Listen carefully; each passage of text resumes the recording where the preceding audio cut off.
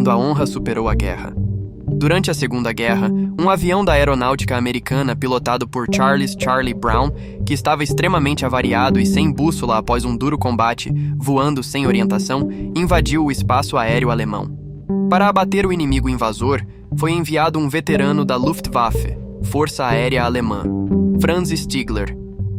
Franz era um excelente piloto, e para conseguir a condecoração Cruz de Cavaleiro, precisava abater apenas mais um avião. No céu, Franz viu dentro do cockpit da danificada aeronave inimiga uma tripulação ferida e sem condições de combater.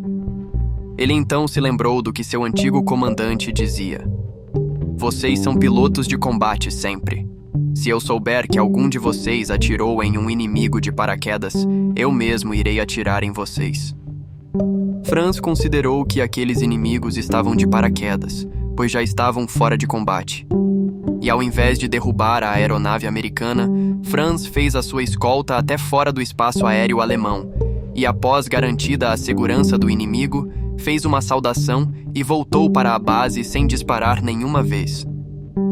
Anos após a guerra, Charlie Brown foi em busca desse misterioso piloto que havia poupado sua vida.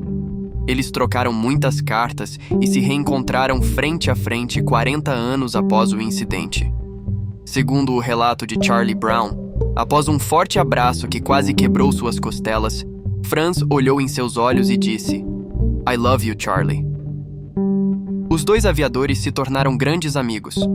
Na verdade, passaram a se considerar irmãos e conviveram por vários anos até 2008, quando ambos morreram com alguns meses de diferença. Esta é uma história que demonstra perfeitamente o que realmente faz um guerreiro dos ares. Não é simplesmente uma máquina de matar ou um indivíduo que perdeu o seu senso de humanidade. Muito pelo contrário, o piloto militar é uma pessoa que assumiu uma das mais difíceis funções dentro da sociedade. Não porque deseja o combate, mas sim porque ama a vida. Hoje em dia, existem muitas críticas ao meio militar, à formação marcial e à cultura guerreira.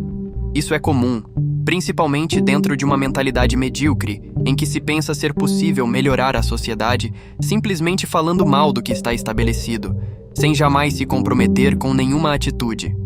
Acontece que a formação de um militar é, acima de tudo, uma formação moral. Um trecho do boletim Força Aérea 100 anos sintetiza bem esta ideia. Na alma do profissional militar não deve prosperar a cobiça e o delírio de promover-se, nem a omissão, a covardia, a maledicência, sequer a inércia, o comodismo e muito menos a ostentação, a vaidade ou a prepotência. A Força Aérea é forte pelas virtudes de desprendimento, solidariedade e idealismo dos seus homens e mulheres que fizeram o juramento de bem servir com eficiência e profissionalismo na paz e na guerra, sempre fiéis às suas consciências. Alguém pode ainda ficar chocado de estarmos falando de Stigler, um aviador alemão da Segunda Guerra, ou seja, alguém que lutou ao lado dos nazistas. Antes de tudo, é algo óbvio, mas importante lembrar que nem todo alemão era Hitler, ou concordava com a ideologia nazista, ou mesmo sabia das atrocidades dos campos de concentração. E para além disso, o que está sendo exaltado aqui é exatamente o contrário do que conhecemos em tempos de guerra, um senso de humanidade. Franz tinha todos os motivos para derrubar o B-17 dos americanos. Seria fácil, ele receberia reconhecimento dos seus superiores e companheiros, ele ganharia uma medalha. Mas ele trairia a si mesmo, trairia o seu código e os seus mestres que lhe ensinaram sobre as virtudes de um guerreiro dos ares. Então ele escolheu o caminho difícil. Escolheu reconhecer que ali dentro da aeronave inimiga estavam seres humanos, assim como ele.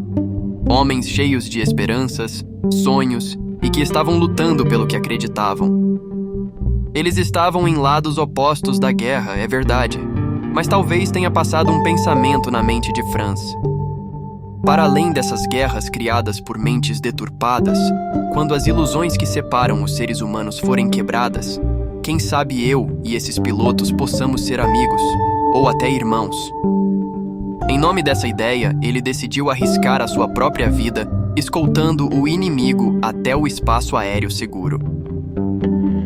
dia 23 de agosto, é celebrado o Dia do Aviador e da Força Aérea Brasileira, por ser a data em que Alberto Santos Dumont realizou o primeiro voo com o 14 bis, em 1906.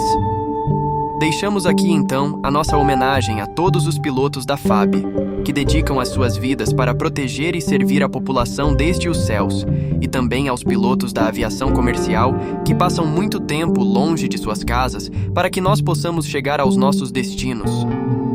E que este espírito aeronáutico de honra e virtude possa inspirar a todos nós.